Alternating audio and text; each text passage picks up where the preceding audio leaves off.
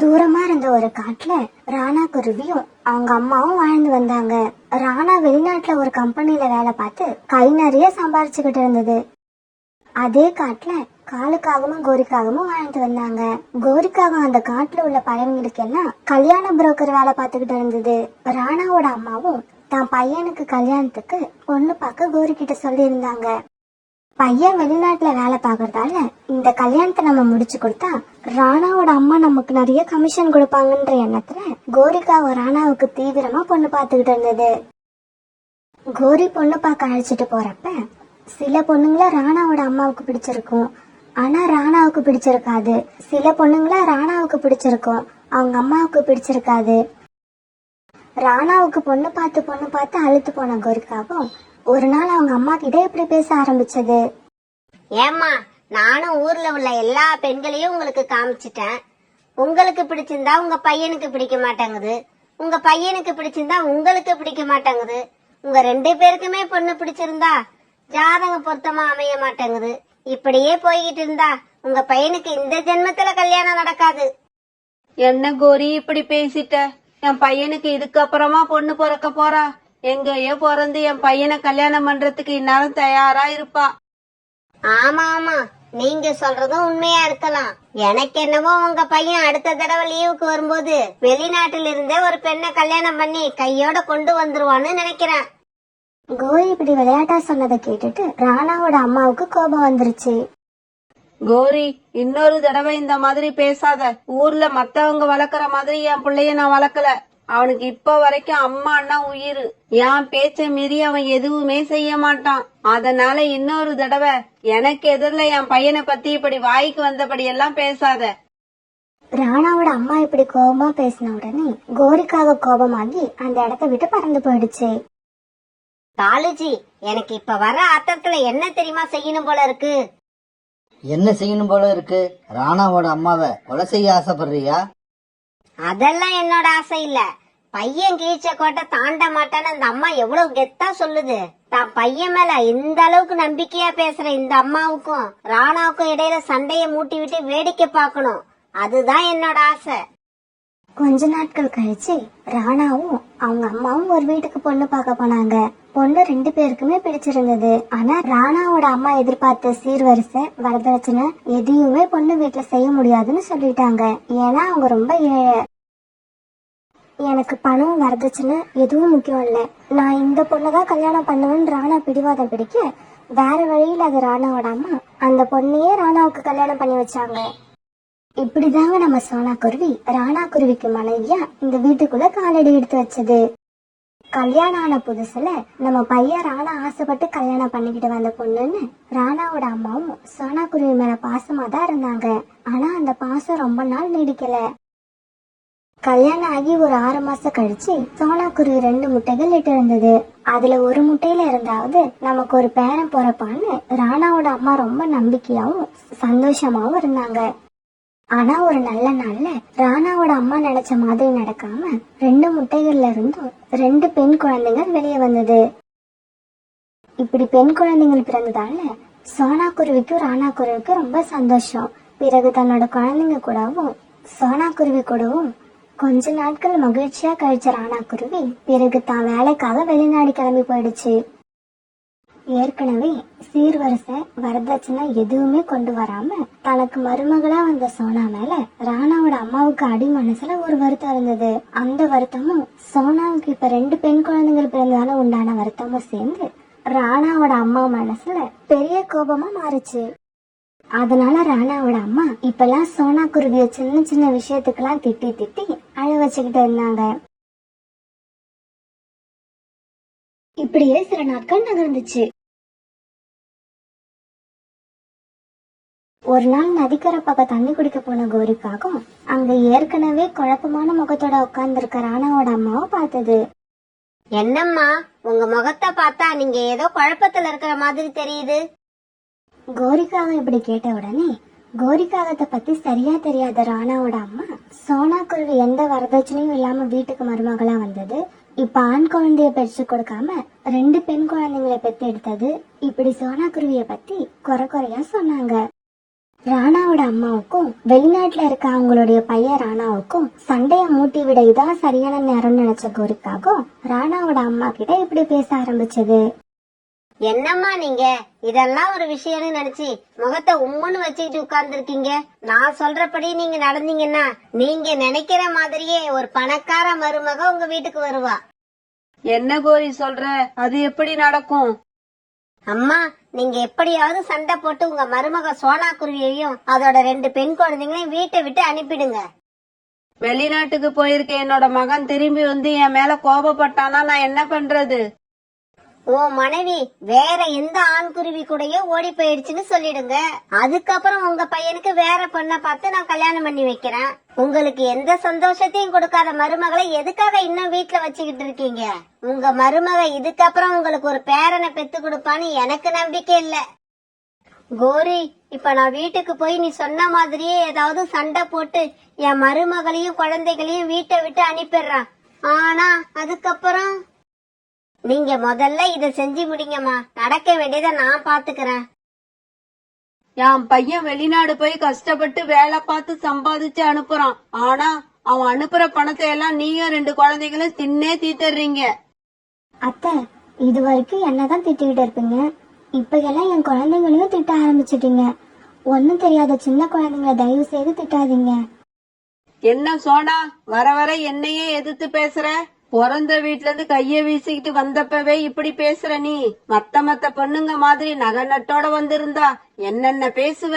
உன்னை எல்லாம் இன்னும் அடிச்சு வீட்டை விட்டு விரட்டாம வீட்டுக்குள்ள வச்சு பேசிக்கிட்டு இருக்கேன் பாரு. என்ன சொல்லணும்?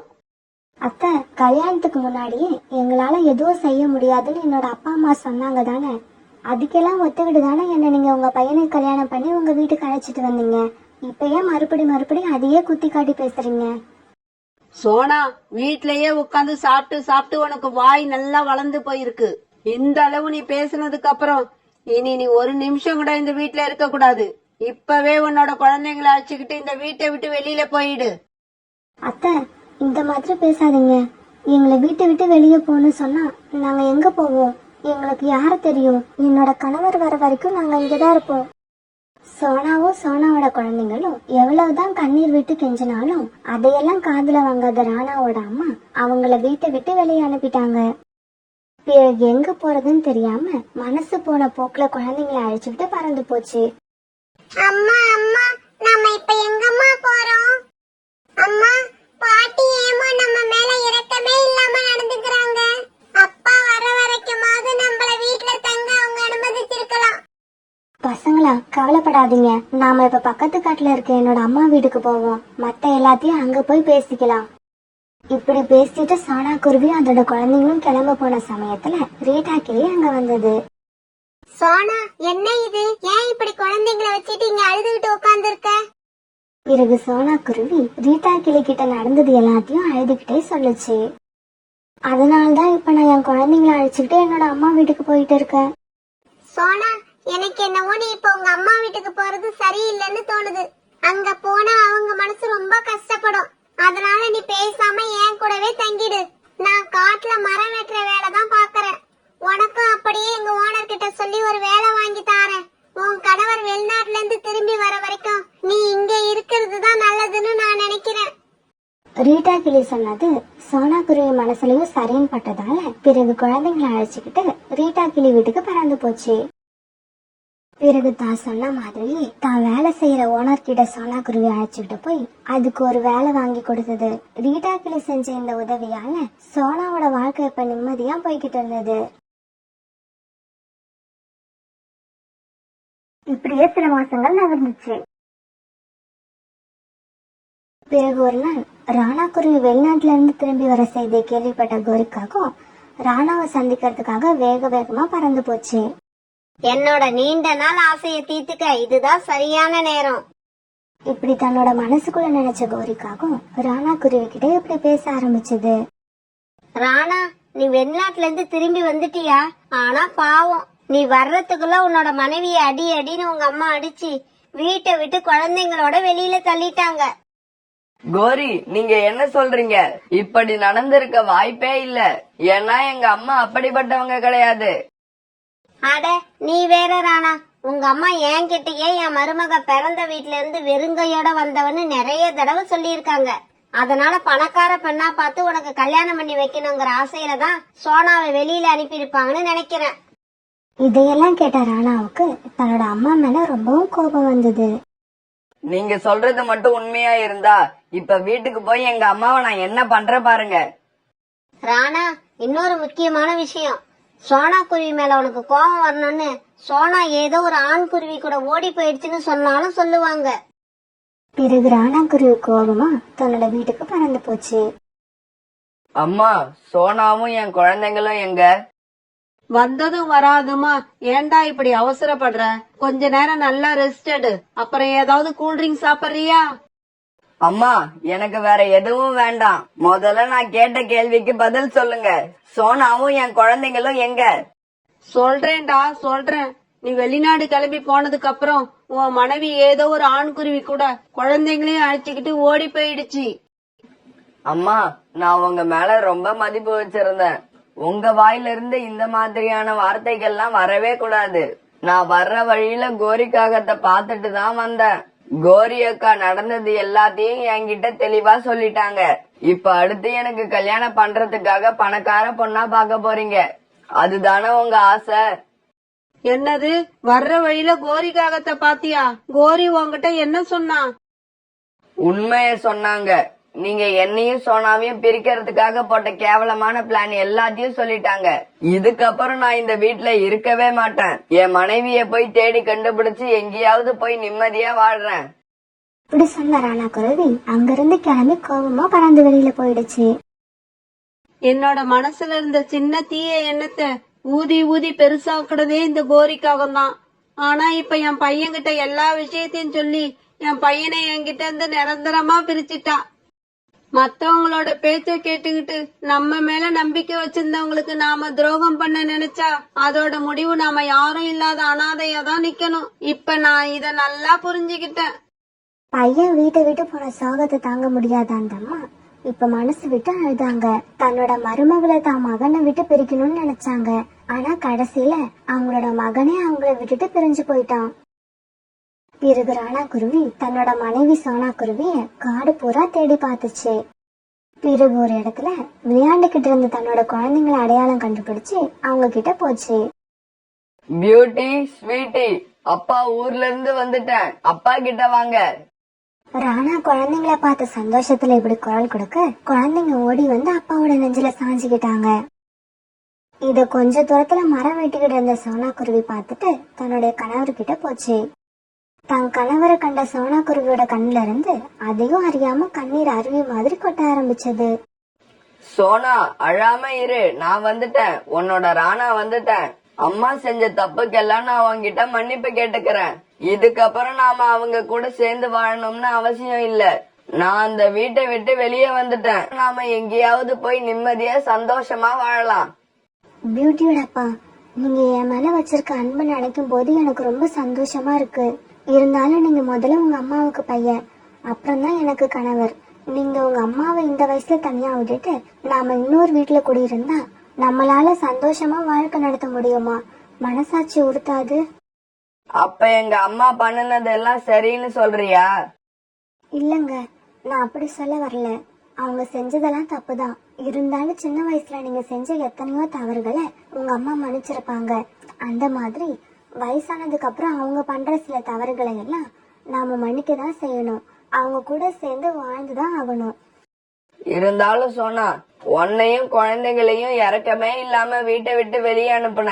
அவங்க கூட உன்னால மறுபடியும் சேர்ந்து வாழ முடியுமா? பியூட்டியோட அப்பா, நீங்க ஏன் மறுபடி அதை பத்தியே பேசிக்கிட்டு இருக்கீங்க? Past is past. நடந்தது எல்லாத்தையும் மறந்துடுவோம். நடக்க போற நடந்த மட்டுமே நினைப்போம்.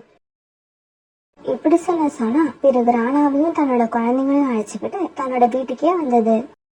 இவங்க எல்லாரையும் பார்த்த ராணாவோட அம்மா மறுபடியும் அழ ஆரம்பிச்சாங்க.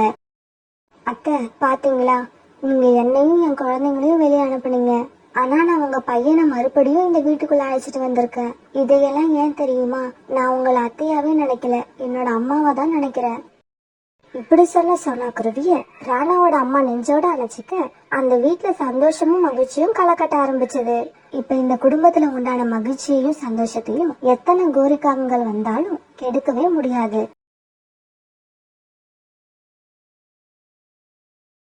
அந்த காட்டுல திடீர்னு மழை பெய்ய ஆரம்பிச்சது.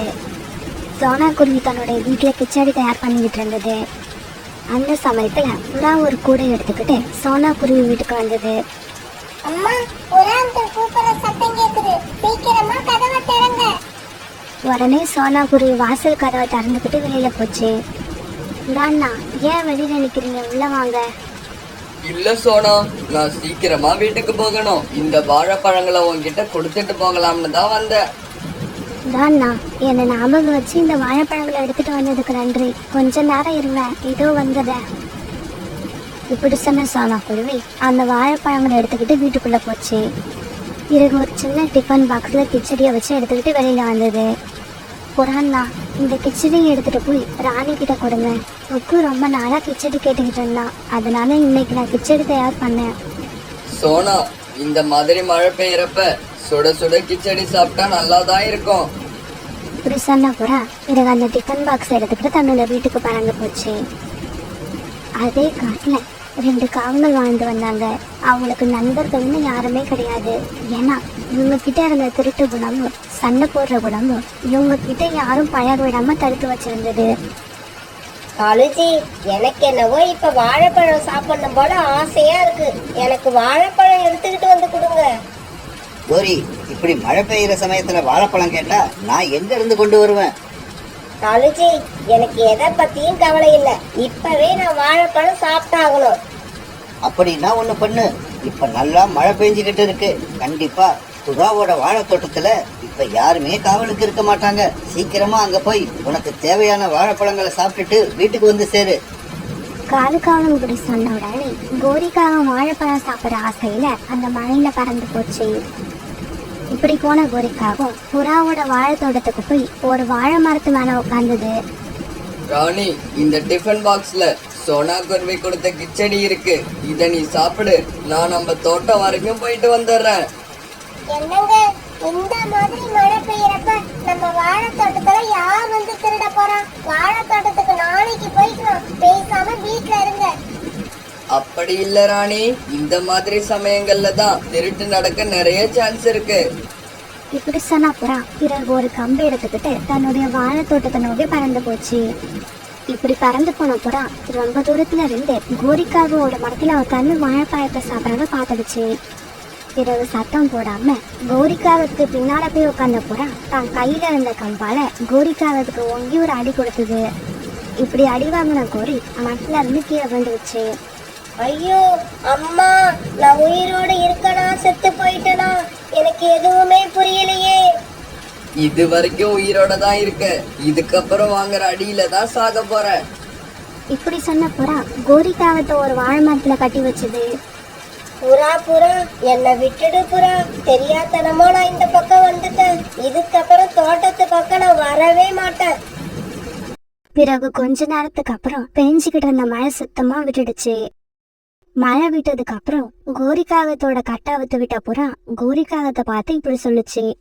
கோரி, வாழைப்பழங்களை பறிச்சு இங்க இருக்க கூடைகள்ல அடுக்கி வை. புறா, நான் வீட்டை விட்டு கிளம்பி ரொம்ப நேரம் ஆகுது.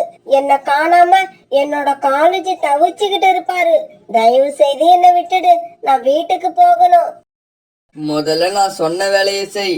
அதுக்கப்புறம் வீட்டுக்கு போறத பத்தி யோசிக்கலாம். பிறகு வேற வழி இல்லாத கோரிக்காகவும் அங்கிருந்த கூடைகள்ல வாழைப்பழங்களை பறிச்சு போட ஆரம்பிச்சது. இப்ப அங்கிருந்த 3 கூடைகளும் வாழைப்பழங்களால நிரம்பிடுச்சு. கோரி, நீ இப்ப வீட்டுக்கு போகலாம். ஆனா இன்னொரு தடவை உன்னை இந்த தோட்டத்துல பார்த்த உன் காலை உடைச்சிடுவேன். பிறகு கோரிக்காக அழுதுகிட்டே தன்னோட வீட்டுக்கு பறந்து போச்சு. காலுஜி, அந்த புறா என்ன ரொம்ப அவமானப்படுத்திடுச்சு. என்ன அடிச்சதோடு மட்டும் இல்லாம அதோட தோட்டத்துல என்ன வேலை செய்ய வச்சிருச்சு. இப்படி ஒரு அவமானத்தை நான் சந்திச்சதே இல்ல. கோரி, என்ன சொல்ற நீ? நடந்ததை தெளிவா சொல்லு. பிறகு கோரிக்காக நடந்தது எல்லாத்தையும் காலுக்காகத்துக்கிட்ட சொல்லுச்சு. கவலைப்படாத கோரி, புறாவை எப்படி பழி வாங்குறதுன்னு எனக்கு தெரியும். சோனா, நீ இப்ப எங்க கிளம்பிட்ட? புறான்னா, நான் உணவு தேடி கிளம்பிக்கிட்டு இருக்கேன். சோனா, நான் இப்ப வாழைப்பழங்களை எடுத்துக்கிட்டு மார்க்கெட்டுக்கு போகணும். நான் திரும்பி வர சாயங்காலம் ஆயிடும். அதனால நான் வர்ற வரைக்கும் என்னோட தோட்டத்தை காவல் காக்கிற வேலையை நீ பாரு. சாயங்காலம் நீ வீட்டுக்கு போகும்போது உனக்கு தேவையான பழங்களை நான் கொடுக்கறேன். இதுக்கு ஒத்துக்கிட்ட சோனா குருவி பிறகு புறாவோட வாழைத்தோட்டத்தை காவல் காக்க ஆரம்பிச்சது. புறா கொஞ்சம் வாழைப்பழங்களை எடுத்துக்கிட்டு தன்னோட மாட்டு வண்டியில மார்க்கெட்டை நோக்கி போய்கிட்டு இருந்தது. தன்னோட மாமா வீட்டுக்கு போன காலுக்காகவும் நடந்தது எல்லாத்தையும் மாமா கிட்ட சொல்லுச்சு. மாமாஜி சீக்கிரம் கிளம்புங்க, என் மனைவிக்கு ஏற்பட்ட அவமானத்தை என்னால தாங்க முடியல. இங்க பாரு காலு, எனக்கு கூட வாழைப்பழம் சாப்பிடணும் போல ரொம்ப ஆசையா இருக்கு. புறாவோட தோட்டத்துல இருந்து நாம திருடிக்கிட்டு வர வாழைப்பழத்தை நாம ஆளுக்கு பாதியா பங்கு போட்டுப்போம். இப்படி பேசிக்கிட்ட காலுக்காகவும் காலுக்காகத்தோட மாமாவும் புறாவோட வாழைத்தோட்டத்தை நோக்கி பறந்து வந்தாங்க. என்னது, சோனா குருவி எதுக்காக இங்க உட்கார்ந்துருக்கு? ஒருவேளை புறாவோட தோட்டத்தை சோனா குருவி தான் காவல் காக்குதா? இந்த குருவி சும்மா உட்கார்ந்து இருந்தா கூட பரவாயில்ல, கையில பெரிய கம்பு வேற வச்சிருக்கு. அத பார்த்தாலே எனக்கு பயமா இருக்கு.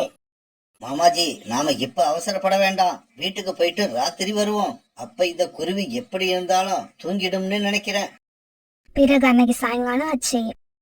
சோனா, நீ இந்த வாழைப்பழங்களை வீட்டுக்கு எடுத்துக்கிட்டு போ. ஆனா ஒரு விஷயம், இந்த பழங்களை கொண்டு போய் உன் குழந்தைகிட்ட கொடுத்துட்டு மறுபடியும் இங்க வந்துடு. ஏன்னா இன்னைக்கு ராத்திரியும் நீதான் காவல் காக்கணும். அதனால பரவாயில்ல புறாண்ணா, இதை இப்பவே போய் என் குழந்தைகிட்ட இந்த பழங்களை கொடுத்துட்டு நான் திரும்பி வரேன். இப்படி சொல்லிட்டு தன்னுடைய வீட்டுக்கு போன சோனா குருவி தன்னுடைய குழந்தைகிட்ட பழங்களை கொடுத்தது. குக்கு, நீ இந்த பழங்களை சாப்பிட்டு படுத்து தூங்கு. அம்மா புறா அங்கிளோட வாழைத்தோட்டத்தை காவல் காக்க போற. காலையில தான் திரும்பி வருவேன். அம்மா, ராத்திரி உங்களுக்கு தூக்கம் வந்தா என்ன செய்வீங்க? குக்கு, அம்மா இன்னைக்கு வாழைத்தோட்டத்துக்கு போய் தூங்க தான் போறேன். ஆனா அதே சமயம் திருட்டு நடக்காமலையும் என்னால பாதுகாக்க முடியும். இப்படி சொன்ன சோனா குருவி பிறகு புறாவோட வாழைத்தோட்டத்துக்கு பறந்து போச்சு. வாழைத்தோட்டத்துக்கு போனதும் சோனா குருவி ஒரு பெரிய வலையை எடுத்து வாழை மரங்கள் மேல விரிச்சு வச்சது. அந்த வலையோட ஒரு முனையில ஒரு கயிறு கட்டி இருந்தது. பிறகு அந்த கயிற்றோட மறுமுனைய தன்னோட கையிலேயே வச்சுக்கிட்டு ஒரு மரத்தடியில படுத்து தூங்க ஆரம்பிச்சது. காலுஜி, ராத்திரி ஆயிடுச்சு. மாமாவை அழைச்சுக்கிட்டு சீக்கிரம் கிளம்புங்க. அந்த புறா இந்நேரம் தூங்கி இருக்கும். அப்புறம் ஒரு விஷயம், ஒரு மரத்துல கூட வாழைப்பழம் இருக்க கூடாது. எல்லா பழத்தையும் பறிச்சு எடுத்துக்கிட்டு வந்துருங்க. காலையில தன்னோட வாழைத்தோட்டத்தை பார்த்துட்டு அந்த புறா வாயிலையும் வயிற்றுலயும் அடிச்சுக்கணும். பிறகு காலுக்காகவும் காலுக்காகத்தோட மாமாவும் புறாவோட வாழைத்தோட்டத்தை நோக்கி பறக்க ஆரம்பிச்சாங்க. எப்படி போனதும் இவங்க இருட்டுல வலை விரிச்சிருக்கிறது தெரியாம வாழை மரத்து மேல போய் உட்கார சோனா விரிச்சு வச்சிருந்த வலையில மாட்டிக்கிட்டாங்க. தாங்கிட்டே இருந்த கயிறு ஆட ஆரம்பிச்ச உடனே சோனா குருவியும் கண் விழிச்சிருச்சு. பிறகு அந்த கயித்தை மெதுவா இழுக்க ஆரம்பிச்சது. இப்ப காலுக்காகவும் காலுக்காகத்தோட மாமாவும் அந்த வலையில தலைகீழ மாட்டிக்கிட்டு கத்த ஆரம்பிச்சாங்க. காலு காலு, எனக்கு தலைகீழா தொங்கிக்கிட்டு இருக்கதால இப்ப மயக்கம் வர்ற மாதிரி இருக்கு. என்ன காப்பாத்து, இந்த வலைய விட்டு என்ன வெளியில எடு. மாமாஜி, நான் என்னவோ வெளியில நிக்கிறாப்புல என்ன காப்பாத்த சொல்றீங்க? நானும் உங்க கூட தான் இந்த வலையில மாட்டிக்கிட்டு இருக்கேன். இந்த சமயத்துல கம்பை எடுத்துக்கிட்டு சோனா குருவியும் அந்த வலை கிட்ட வந்துச்சு. இப்படி வந்த சோனா குருவி தான் கிட்ட இருந்த கம்பால காலுக்காகத்தை வேக வேகமா அடிக்க ஆரம்பிச்சிச்சு. ஐயோ அம்மா, அடிக்காதீங்க அடிக்காதீங்க. சோனா, இந்த வலையில நாங்க 2 பேரும் தானே மாட்டிருக்கோம். இருந்தாலும் நீ என்ன மட்டுமே அடிச்சேன்னா அது என்ன நியாயம்? கொஞ்சம் அந்த பக்கம் போய் எனக்கு கொடுத்த மாதிரியே என்னோட மாமாவுக்கும் கொடு. ஏன்னா கிடைக்கிறதுல ஆளுக்கு பாதியா எடுத்துக்கணும்னு சொல்லிதான் என்னோட மாமா இந்த தோட்டத்துக்கு வந்தாரு. வேணாம் வேணாம் சோனா, என்ன அடிச்சிராத. நான் வயசானவன், என்ன அடிச்சிராத, என்ன அடிச்சிராத. இல்ல இல்ல, நான் எது கொடுத்தாலும் 2 பேருக்கும் சரிசமமா தான் கொடுப்பேன். இப்படி சொன்ன சோனா குருவி பிறகு கையில இருந்த கம்பால 2 பேரையும் அடிக்க ஆரம்பிச்சது. மறுநாள் பொழுது விடிஞ்சிச்சு. பிறகு பொழுது விடிஞ்சதும் புறா அப்புறம் காட்டுல உள்ள எல்லா பறவைகளும் அங்க வந்தாங்க. காலு, கோரி, இதுக்கப்புறம் நீங்க இந்த காட்டுல இருக்க கூடாது.